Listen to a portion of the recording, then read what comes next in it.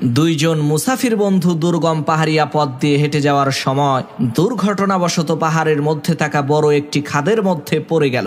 সেই খাদ থেকে বের হওয়ার কোনো রাস্তা নাই। সে কি বিশাল বড় খাদ, এর কোনো কুল কিনারা তারা দুই বন্ধু মিলে পাচ্ছে না। এদিকে দিন শেষ হয়ে সন্ধ্যা নেমে আসলো, চারদিকে ঘুটঘুটে অন্ধকার হতে শুরু করলো, আর তারা দুজনেই প্রচন্ড শীত অনুভব করতে লাগলো। তখন দুই বন্ধু মিলে পরামর্শ করলেন, একজন খাদের এই দিকে যাবে আর একজন ওই দিকে যাবে। তারা দুইজনে যত লাকড়ি পাবে সব লাকড়িগুলো এনে আগুন ধরাবে, যাতে করে শীতের কবল থেকে তারা রক্ষা পায়। সিদ্ধান্ত অনুযায়ী দুইজনে লাকড়ি খোঁজা আরম্ভ করল। একজন অনেকগুলো লাকড়ি সংগ্রহ করে আগের জায়গায় ফিরে এসে আগুন ধরিয়ে বিশ্রাম নিতে থাকলো। এইভাবে চলে গেল অনেক সময়, কিন্তু এত সময় চলে যাওয়ার পরেও তার অন্য আরেক বন্ধুটা এখনো লাকড়ি নিয়ে ফিরে আসলো না। তখন সেই লোকটি ভাবতে লাগলো, হায় হায়, আমার বন্ধুকে কোনো হিংস্র প্রাণী খেয়ে ফেললো নাকি?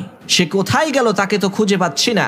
এই ভেবে একটু সামনে এগিয়েই সে দেখতে পেল আশ্চর্য এক কাহিনী। তার সেই বন্ধু লাকড়ি সংগ্রহ করে সেই লাকড়িগুলো দিয়ে একটি সিঁড়ি তৈরি করে সেই সিঁড়ি বেয়ে পাহাড়ের খাদ থেকে বের হয়ে গেছে। প্রিয় ভাইয়েরা আমার, লাকড়ি তো দুইজনেই সংগ্রহ করেছিল, কিন্তু পার্থক্য শুধু এতটুকুই ছিল, একজন তার চিন্তাকে নির্দিষ্ট একটি গণ্ডির মধ্যে সীমাবদ্ধ করে রেখেছিল, আর একজন তার চিন্তাকে উন্মুক্ত করেছিল।